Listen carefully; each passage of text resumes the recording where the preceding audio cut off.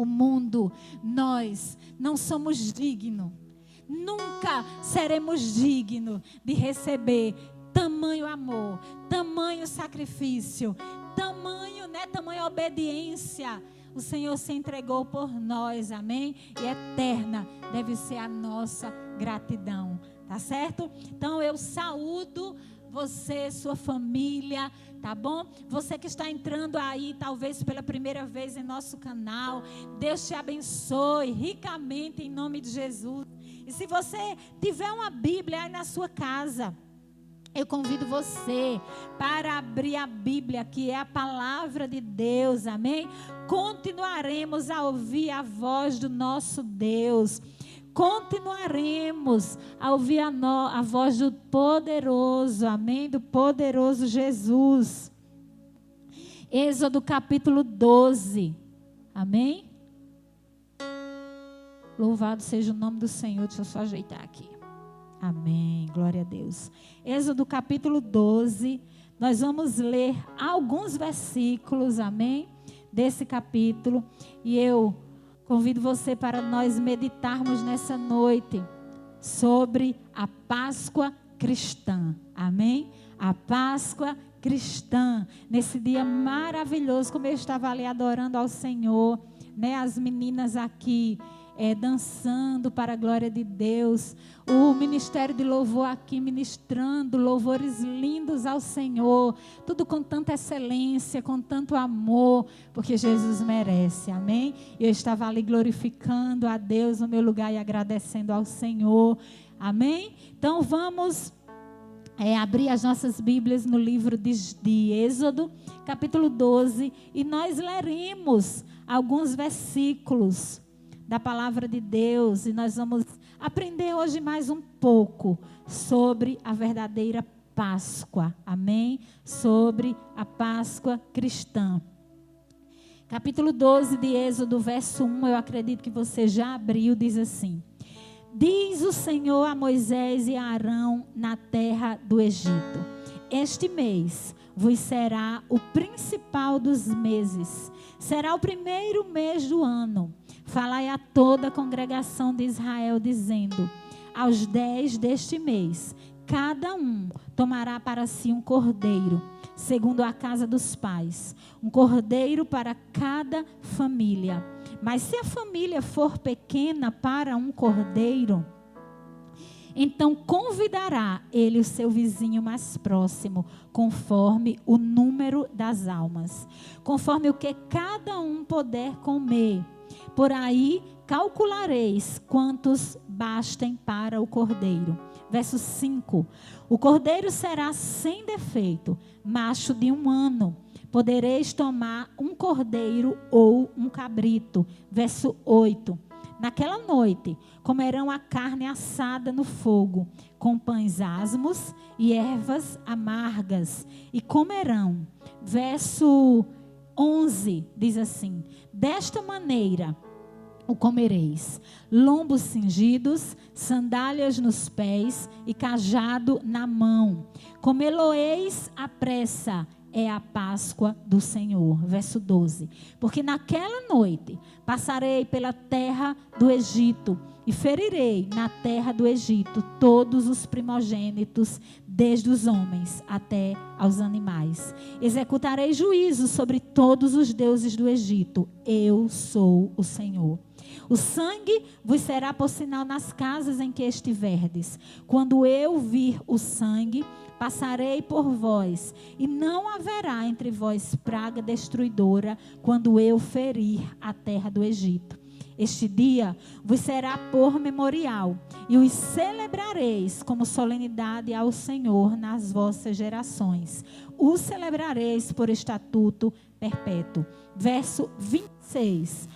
Quando vossos filhos vos perguntarem: que rito é este? Respondereis: é o sacrifício da Páscoa ao Senhor, que passou por cima das casas dos filhos de Israel no Egito, quando feriu os egípcios e livrou as nossas casas. Então o povo se inclinou e o adorou.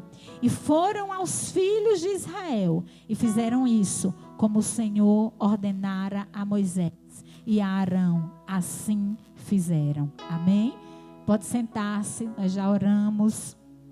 Amém? Mais uma vez, glória a Deus pela palavra do Senhor.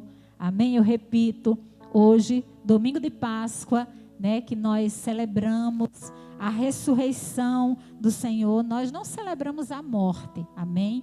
Nós celebramos a vida. Jesus, ele está bem vivo. E eu quero compartilhar, né, com você. Já compartilhei aqui um trecho da palavra de Deus e nós vamos meditar aqui nesses versículos que nós acabamos de ler.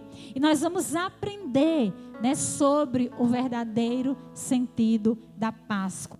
Não a Páscoa comercial, né, que tanto se anuncia, que tanto tem se proliferado, que tanto tem se praticado, né, não importa muitas vezes até a crise econômica, as pessoas dão um jeitinho e de alguma forma praticam a Páscoa comercial.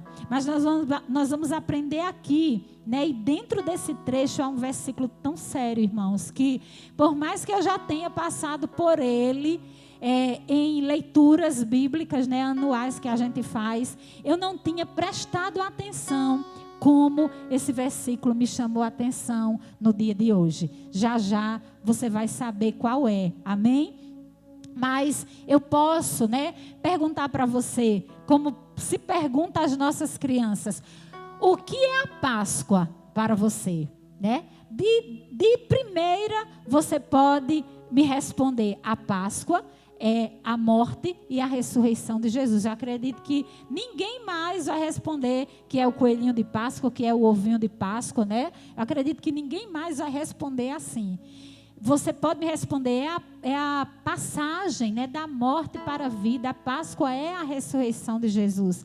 Na verdade, nós podemos encontrar dentro da Bíblia vários significados para a Páscoa, tá certo? Um deles é a libertação dos israelitas do Egito por meio do sangue do Cordeiro. Amém? Vou repetir para você. A Páscoa, ela tem esse significado, tá certo? É a libertação dos israelitas do Egito por meio do sangue do Cordeiro, né? Nós acabamos de ler, nós vamos ler novamente, mas eu quero logo dar alguns significados, tá certo? Bíblicos para você.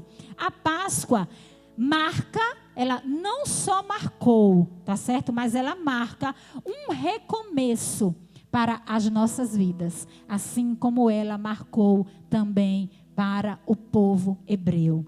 Biblicamente, a Páscoa marcou um recomeço para o povo hebreu. E também, né, espiritualmente, para os nossos dias aqui contemporâneos, a Páscoa, ela representa um recomeço também para o povo de Deus, tá certo?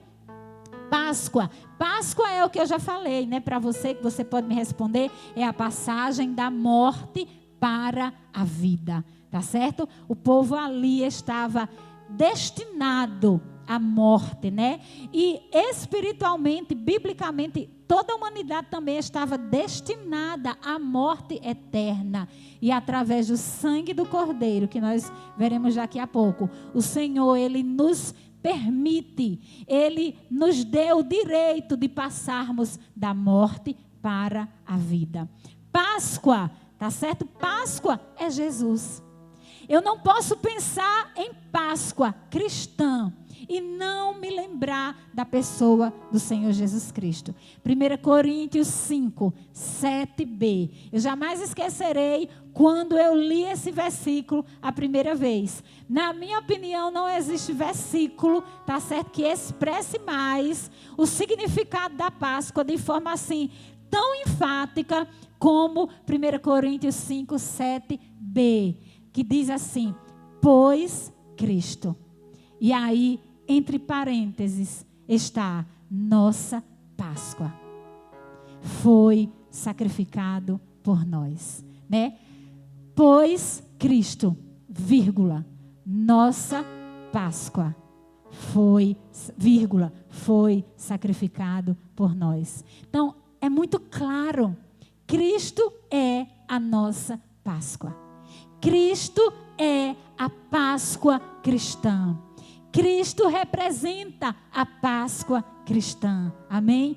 Esses são alguns significados de Páscoa, né? Que, resumindo tudo, Cristo é a nossa Páscoa. Mas Páscoa também representa todas essas coisas. E nós, né, vimos aqui. Você conhece, a maioria de vocês, eu acredito, que conhece a história, né, do Êxodo, da retirada do povo de Israel, né, do povo de Deus, do povo escolhido por Deus, que estava ali servindo a Faraó, servindo aos egípcios como escravos. E eles já não suportavam mais, né? Tamanho era a obra de escravidão em relação às suas vidas. Faraó não tinha misericórdia alguma, ao contrário. Cada vez assolava mais e mais o povo de Deus, sem nenhum tipo de pagamento, sem qualquer tipo de benefício, sem qualquer tipo de retorno, né? Quanto mais misericórdia. Cada vez mais Faraó assolava ali o povo de Deus ali no Egito. E o povo de Deus clamaram. Chegou um tempo que eles não suportaram mais e eles entenderam que precisavam se voltar para Deus, que precisavam se arrepender, que precisavam se humilhar e precisavam pedir misericórdia a Deus. Precisavam clamar ao Deus todo soberano e lembrar das promessas que o Deus de Abraão, que o Deus de Isaac e o Deus de Jacó havia feito, né? A descendência anterior que o próprio povo de Deus fazia parte, né? Tinha vindo dessa antecedência. E assim eles fizeram. E assim o Senhor respondeu. Porque não existe um clamor do povo de Deus que ele deixe de responder. Todo aquele que clama, a Bíblia fala, clama a mim, responder-te-ei. Todo clamor tem uma resposta, amém? Toda petição haverá uma resposta da parte do Senhor. Por isso, nunca desista de clamar ao Deus vivo e poderoso. E o povo ali clamou e Deus atendeu. Deus ouviu e Deus teve misericórdia e Deus enviou um libertador. E o nome desse homem era Moisés.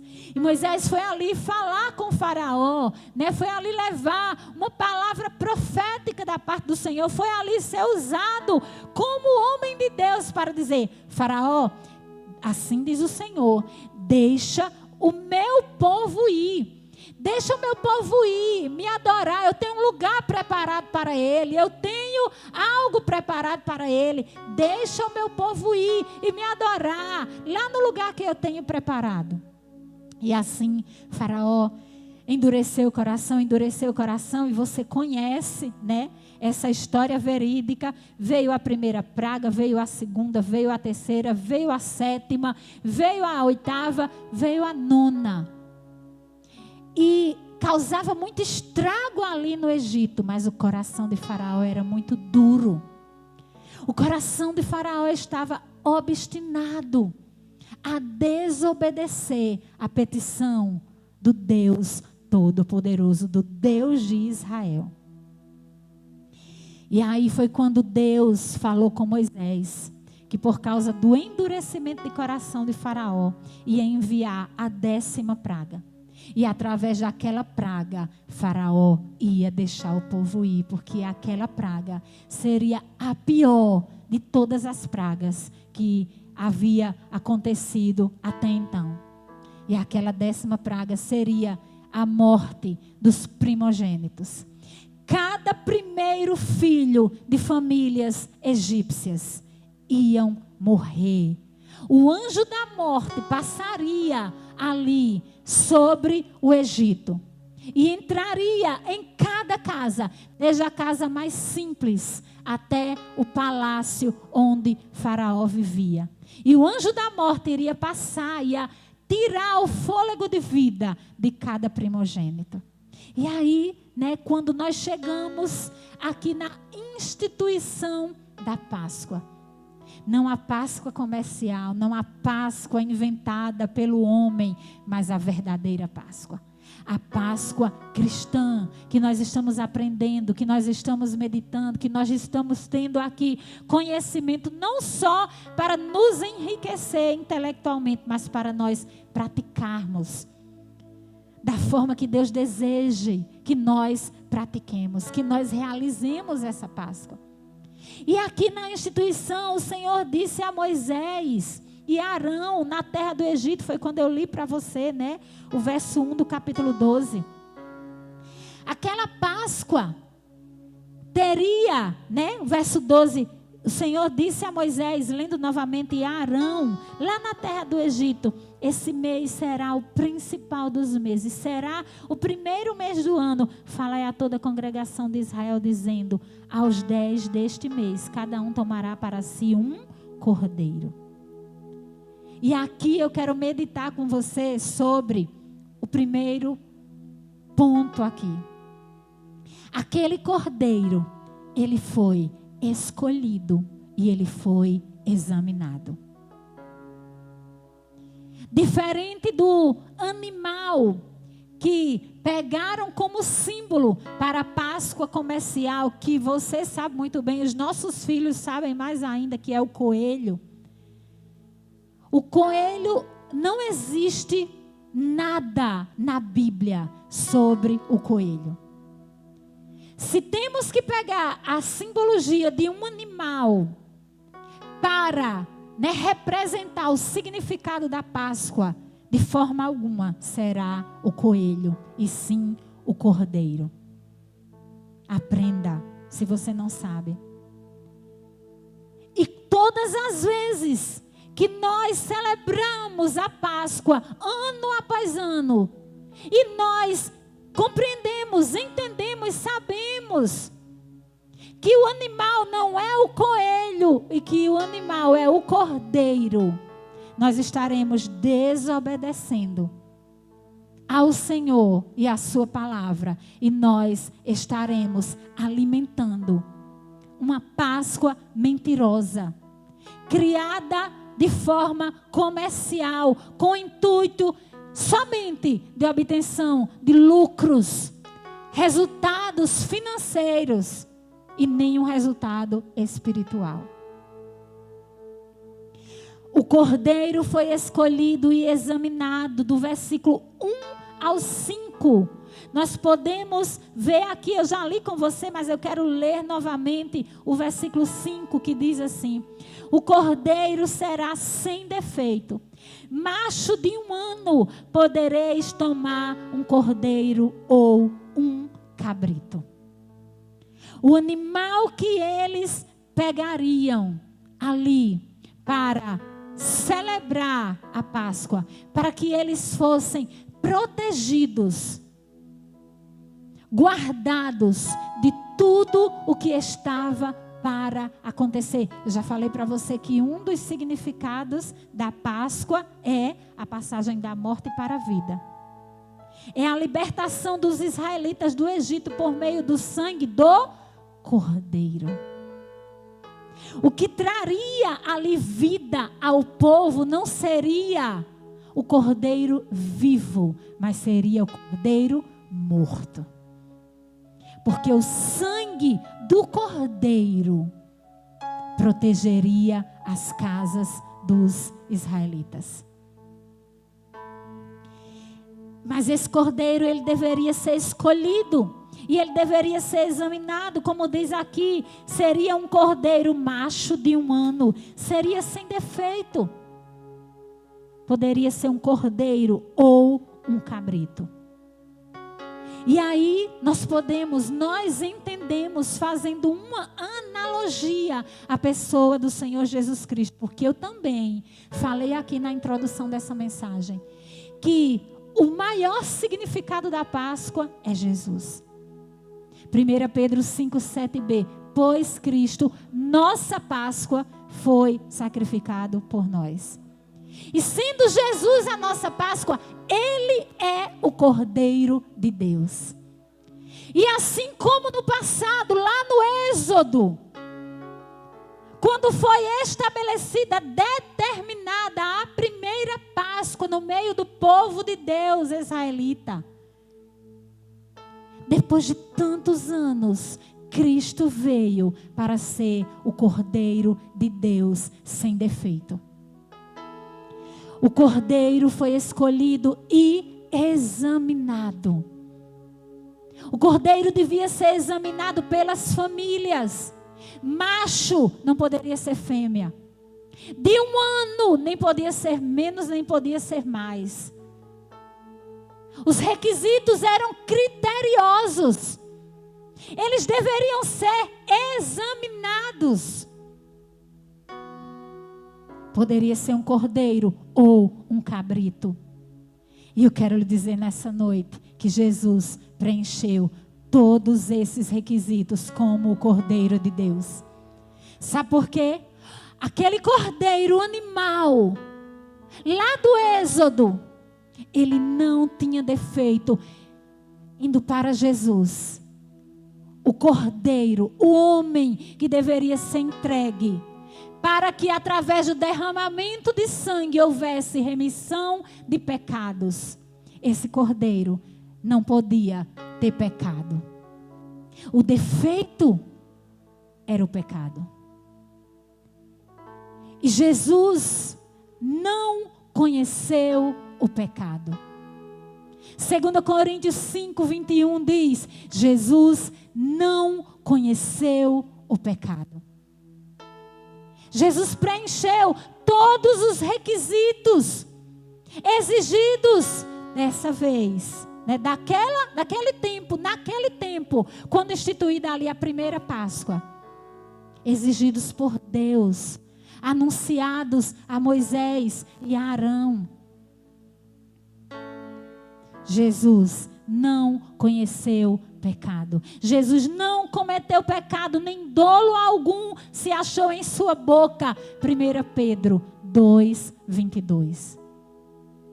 Jesus não cometeu pecado, nem dolo algum se achou em sua boca. Vou repetir a referência. 1 Pedro 2:22. Jesus, nele não existia, e ainda hoje não existe pecado. Ele foi o único homem que Deus encontrou, seu próprio filho, em que não havia dolo, em que não havia defeito, em que não havia pecado. 1 João 3:5, nele não existe pecado. E aí a Bíblia fala que esse cordeiro deveria ser macho, de 1 ano, sem defeito. Por quê? Porque não a vida do cordeiro, não o cordeiro vivo ia trazer a vida para o povo israelita, para o povo de Deus, mas sim a morte do mesmo cordeiro. Nós lemos aqui o verso 11, acompanhe comigo. Não, perdão, verso 13, diz assim, verso 12, vamos ler o verso 12. Porque naquela noite passarei pela terra do Egito e ferirei na terra do Egito todos os primogênitos, desde os homens até os animais. Executarei juízo sobre todos os deuses do Egito. Eu sou o Senhor. O sangue vos será por sinal nas casas em que estiverdes. Quando eu vi o sangue, passarei por vós e não haverá entre vós praga destruidora. Quando eu feri a terra do Egito. Eles deveriam pegar o povo israelita em suas casas. Eles deveriam pegar depois que o cordeiro estivesse morto, né? Obviamente eles assariam aquele cordeiro e eles comeriam, melhor dizendo. Mas com o sangue derramado daquele cordeiro, em cada casa, eles deviam pegar uma plantinha chamada isopo, parecida com o molho de coentro que a gente usa para temperar as comidas. E eles deveriam molhar no sangue e aspergir nos umbrais das portas. aspergia o sangue nos umbrais das portas. Porque quando a 10ª praga acontecesse, quando o anjo da morte viesse, ele observaria o sangue do cordeiro que havia sido morto sem defeito. E ele não entraria naquela casa. E assim, o primogênito daquela casa, da casa do israelita, da casa do povo de Deus, não seria morto. Então, meus queridos, em segundo lugar, não foi a vida do cordeiro que salvou o povo, mas sim a morte do cordeiro. Nós lemos o versículo 12. E o versículo 13, né? Eu também já li com você, agora eu quero ler o 14. Olha só o que diz. Este dia vos será por memorial e o celebrareis como solenidade ao Senhor nas vossas gerações. O celebrareis por estatuto perpétuo. Sem derramamento de sangue não há remissão de pecados. Sem derramamento de sangue não há remissão de pecados. Hebreus 9, 22. O derramamento do sangue do cordeiro representaria vida para os judeus, porque o anjo da morte passaria, olharia ali, né? A forra da porta mais conhecida, né? Os umbrais, a forra da porta. E nessa casa eu não entrarei, porque o cordeiro foi morto e o sangue foi aspergido. E ali a morte não entraria e a vida permaneceria. Quando o Cordeiro de Deus entra na sua vida, há ressurreição. Quando o Cordeiro de Deus entra na sua vida, quando o sangue de Jesus foi derramado para a remissão do meu e do seu pecado. Sem derramamento de sangue não há remissão de pecados. É interessante que o versículo 8 diz assim: naquela noite comerão a carne assada no fogo, com pães asmos e ervas amargas a comerão.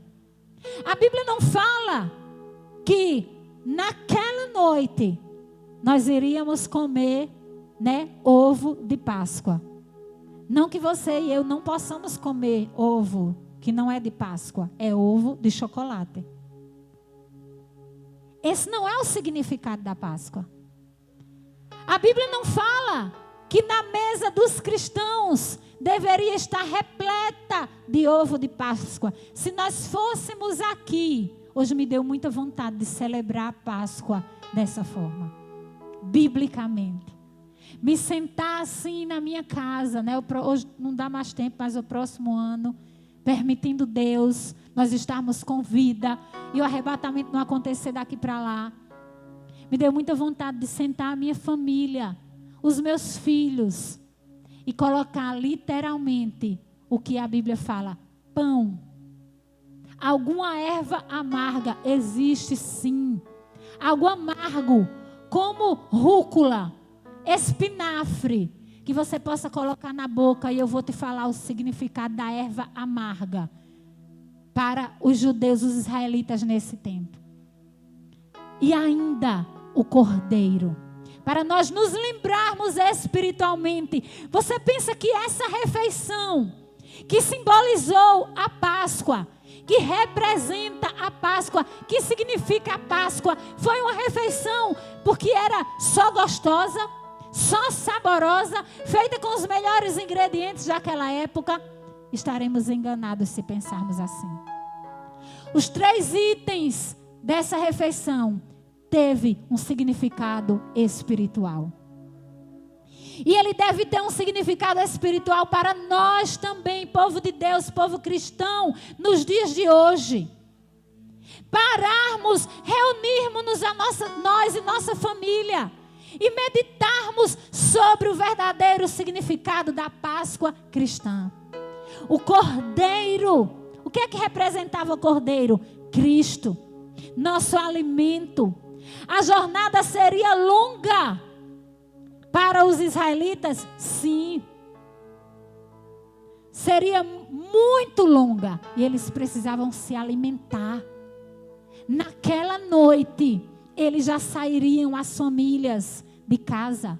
Porque assim que o anjo da morte passou, e, logo de madrugadinha, bem cedo, os egípcios começaram a clamar, a chorar pelos primogênitos. Rapidamente Faraó chamou Moisés e disse: vão embora daqui. Eu não quero mais vocês aqui. Ele não lembrou das obras, ele não lembrou de milhares e milhares de escravos que ele perderia. Ele não lembrou de nada, a dor era tão grande, o desespero era tão grande. Era uma mortandade tão grande, que ele disse: vão embora daqui e levem tudo o que vocês desejarem. Vão embora, mas vão embora, eu não quero mais vocês aqui. E o povo israelita precisava estar alimentado. Por isso aquele cordeiro, carne. O povo precisava estar alimentado. Nós precisamos nos alimentar. De quê? Disso aqui. Nós precisamos nos alimentar da palavra, senão a gente morre de fome na jornada dessa vida. Nós precisamos adorar como nós fizemos aqui. É tão bom adorar o Senhor junto com a igreja, mas nós também precisamos adorar a Cristo em casa. Nós precisamos adorar enquanto a gente está trabalhando.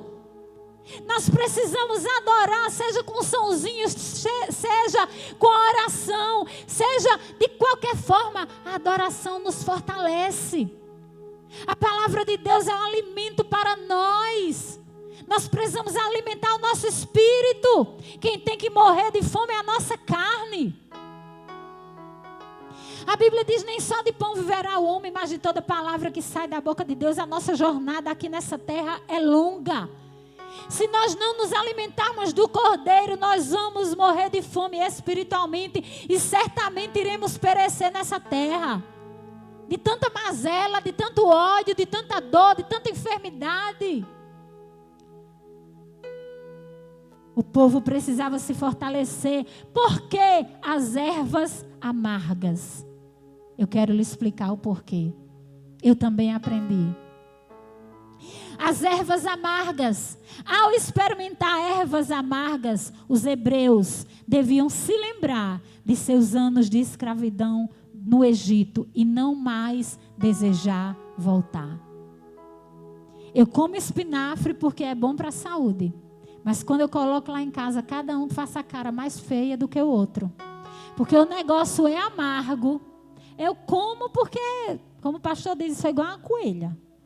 Para comer folha. Então eu misturo tudo, vou colocando fruta, faço uma salada, sei lá se é agrodoce, não sei como é. Eu sei que eu misturo tudo, tá certo que for bom para a saúde. Mas quando eu pego só aquela folhinha, meu Jesus amado, eu digo: Deus, é pela fé que eu como. E hoje, eu preparando essa mensagem, como eu me lembrei das folhas amargas que eu preciso comer por causa da minha saúde física, para aumentar a minha imunidade, para não ficar doente.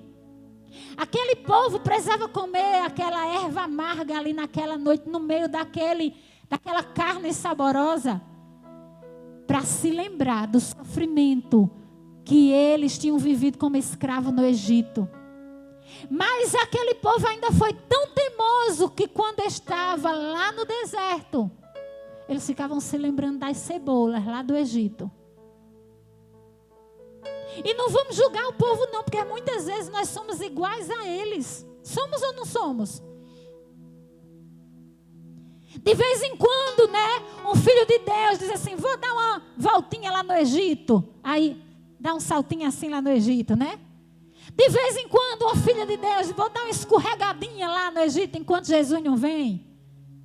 E se a gente não tiver cuidado, acontece isso comigo e com você quando nós não celebramos a Páscoa da forma correta. Você sabia que você pode dar uma escorregadinha no Egito? Quando você sabe como deve celebrar a Páscoa e não faz? Eu vou te provar. Trazendo os costumes do mundo para dentro de casa. E dando mais valor, prioridade, excelência à Páscoa que o mundo celebra, comemora, aplaude. Erva amarga. O pão tinha que ser asmo. O que significa o pão asmo? Sem fermento. Por 2 motivos, eles tinham que comer o pão asmo, sem fermento. Primeiro, não dava tempo, eles tinham que comer rápido, porque o negócio ia acontecer rápido. O anjo da morte ia passar, a praga ia acontecer e eles precisavam sair. Já estou levando carão aqui de Francimar, dizendo que meu tempo acabou. Tá certo? É assim mesmo. Isso acontece comigo, por que será? Então, o pão era asmo, sem fermento, por 2 motivos. Eles tinham que ser rápido. E depois, para os judeus, o fermento era um símbolo de impureza. Eu não vou abrir por causa do tempo. Mas você escreva aí 1 Coríntios 5, do 6 ao 8. Você sabe o que é que significa o fermento para nós nesses dias? O fermento significa o pecado. Quantas vezes o próprio Jesus ensinou e ele fez essa relação do pecado com o fermento. Esse trecho é tremendo. Fala sobre isso. O fermento simboliza hoje o pecado. E ele não podia estar ali no pão. O pão deveria ser asmo, ou seja, sem fermento. 4 e último ponto. Eles comeram reunidos em família e em congregação. Eu estou falando para você nessa noite sobre a Páscoa cristã. Dentro da Bíblia. Eles comeram reunidos em família e em congregação. Veja comigo o versículo 26. Diz assim: quando vossos filhos vos perguntarem, que rito é este? Respondereis, é o sacrifício da Páscoa ao Senhor, que passou por cima das casas dos filhos de Israel no Egito, quando feriu os egípcios e livrou as nossas casas. Então o povo se inclinou e adorou. E foram os filhos de Israel e fizeram isso, como o Senhor ordenara a Moisés e a Arão. Assim fizeram. Queridos, Israel era uma só nação por causa do sangue do Cordeiro. Por causa ali do sangue do Cordeiro, por causa daquele sangue, eles se tornaram uma só nação. A igreja é uma só comunidade por causa do sangue de Cristo, o nosso Cordeiro Pascual. Nós não podemos andar isolados, andar longe da igreja. E quando eu falo agora igreja, não só me refiro ao templo físico, porque nesse tempo mesmo hoje o culto está sendo online. Eu não estou junto com a maioria de vocês, eu estou aqui com um número mínimo de irmãos e ainda distanciados. O sangue do Cordeiro. Israel era uma nação por causa do sangue do Cordeiro, e a igreja é uma só comunidade por causa do sangue de Cristo. Os adultos prestem atenção. Agora eu vou chegar naquele versículo que eu disse para você lá atrás, que eu já passei várias vezes por ele, mas hoje Deus me falou de uma forma tremenda. Preste atenção, você que é pai, você que é mãe, você que é tio, você que é tia, você que é avó, você que é avô, você que é um adulto. Olha só, os adultos devem ser elos viventes. Guarde aí esta frase. Elos viventes. Com o passado de Israel. Não é com o passado dessa secularidade. É com o passado de Israel. É com a Bíblia. Se não houver quem ensine a verdade às nossas crianças, elas serão alimentadas por mentiras. Se não houver, se nós não formos elos viventes, que conduz a criança à verdade, qual a verdadeira Páscoa? Como se celebra? Como ser cristão comemorando a verdadeira Páscoa? Elas aprenderão e praticarão mentiras. E para isso Cristo veio, para desfazer o que o mal tem feito, diz a Bíblia. Os adultos devem ser elos viventes com o passado de Israel, de modo que cada nova geração compreenda o que significa ser membro da nação escolhida por Deus. Olha que coisa gloriosa. Eu e você devemos ser elos viventes para que os nossos filhos, os meus conhecidos, os meus sobrinhos, aqueles aos quais eu amo, eles aprendam. Eles aprendam, compreendam o que significa ser membro da nação que Deus escolheu para ser sua. Não é assim que diz a palavra? Nação santa, povo adquirido por Deus. É assim que diz. Vós sois a geração eleita, nação santa, povo adquirido por Deus. Eu sou um elo vivente. Abra bem rapidinho aí sua Bíblia no livro de Salmos 78.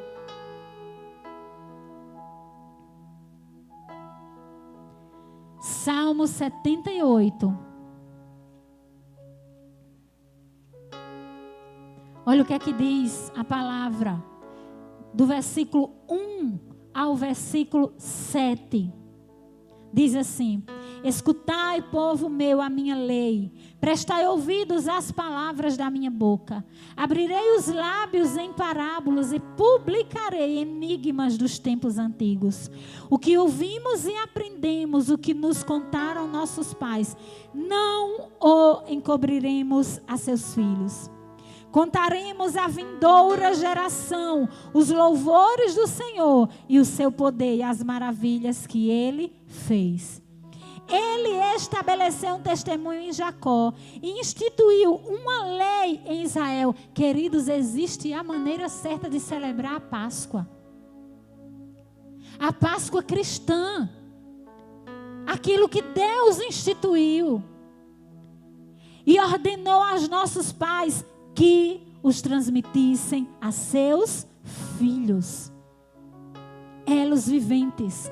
Pais que transmitem a verdade aos seus filhos. E o versículo 6 diz: a fim de que a nova geração os conhecesse. Filhos que ainda hão de nascer se levantassem e por sua vez os referissem aos seus descendentes. Vai passando de pai para filho. Eu estou ensinando aos meus filhos, daqui a pouco os meus filhos ensinarão aos meus netos. Daqui a pouco os meus netos ensinarão aos meus tataranetos e assim sucessivamente. E o versículo 7, para que pusessem em Deus a sua confiança. E olha só que coisa tremenda. E não se esquecessem dos feitos de Deus. Mas, o que é, igreja? Leia comigo. Observassem os mandamentos. Você está vendo que coisa séria? Mas observassem os seus mandamentos. Que mandamento? Deus mandou o povo sair. Deus mandou o povo celebrar a Páscoa. Deus mandou fazer daquela forma. Deus mandou fazer daquele jeito. Uma geração louvará outra geração as tuas obras e anunciará os teus poderosos feitos. Salmo 145, versículo 4. Uma geração deve anunciar a outra geração. Não mentira. Não mais sofismas, os sofismas do inimigo, mas a verdade da palavra e que está em Jesus Cristo. Amém? Que você seja abençoado em nome de Jesus. E eu preguei para você a verdade. A Bíblia fala no Salmo 119, 105. Lâmpada para os nossos pés é a tua palavra, Senhor, e luz para os meus caminhos. Não esqueça jamais. Você hoje ouviu. Você hoje aprendeu sobre a Páscoa cristã. E eu poderia ainda falar muito para você, que não vai dar tempo nessa noite. Mas eu posso trazer em outra oportunidade. Mas lembre-se. O cordeiro foi escolhido e examinado. Não foi a vida do cordeiro que salvou o povo, mas sim a morte do cordeiro. O cordeiro foi assado e comido com os pães asmos e as ervas amargas. Tudo tinha um significado espiritual. E por último, comeram reunidos em família e em congregação. Fique ciente que não é só a sua família. É a família comprada, remida pelo sangue de Jesus. Não existe só a minha família. Não existe só a sua família. Existe uma congregação. Existe uma família. Existem irmãos. O qual Jesus é o irmão mais velho. E somos filhos de um Deus que nos escolheu para sermos povo dele. Então essa celebração ela deve ser feita em família e em congregação. Que Deus te abençoe em nome de Jesus. Fique na paz do Senhor. Feliz Páscoa. Feliz vida. Feliz com Jesus.